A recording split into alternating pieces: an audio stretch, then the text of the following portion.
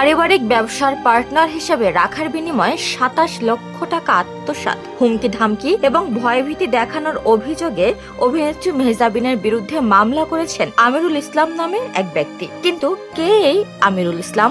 বাদী আমিরুল ইসলাম সম্পর্কে জানা যাচ্ছে তার বাবার নাম মৃত সাদেক আলী। বর্তমানে তিনি থাকেন ক্যান্টনমেন্ট থানার মানিকদির নামাপাড়ায়। তার গ্রামের বাড়ি ফেনী সদরের ফতেহপুরে। মামলার কাগজপত্রে যে নম্বর তিনি ব্যবহার করেছেন তার অস্তিত্ব নেই।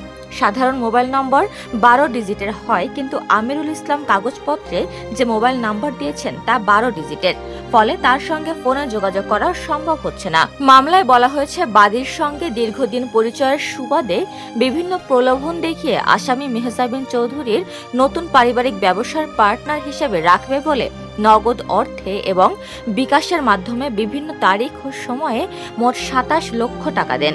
এরপর মেহজাবিন ও তার ভাই দীর্ঘদিন ব্যবসায়িক কার্যক্রম শুরুর উদ্যোগ না নেওয়ায় বাদী বিভিন্ন সময় টাকা চাইতে গেলে আজকে দেব কালকে দেব বলে দীর্ঘদিন কালক্ষেপণ করান।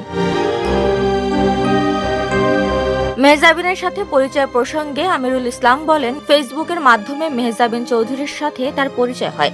৩-৪ বছর ধরে তাদের মধ্যে কথাবার্তা চলছিল।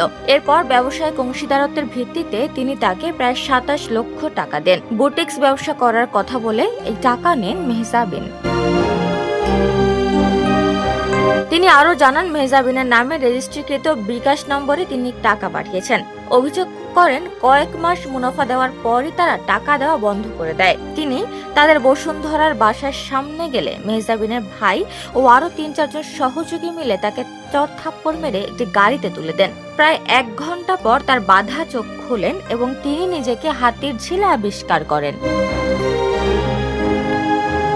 এই ঘটনায় আমিরুল ইসলাম বাদী হয়ে ঢাকা নির্বাহী ম্যাজিস্ট্রেট আদালতে ফৌজদারি কার্যবিধির ১০৭/১১৭(৩) ধারায় মামলা করেন। মামলাটিতে আসামিদের আদালতে হাজির হওয়ার জন্য ধার্য ছিল, তবে তারা আদালতে হাজির না হওয়ায় গত ১০ নভেম্বর ঢাকা নির্বাহী ম্যাজিস্ট্রেট আদালত ৩ আফরোজা তানিয়া তাদের বিরুদ্ধে গ্রেফতারি পরোয়ানা জারি করেন। উপমা রায়, সোনালী নিউজ, ঢাকা।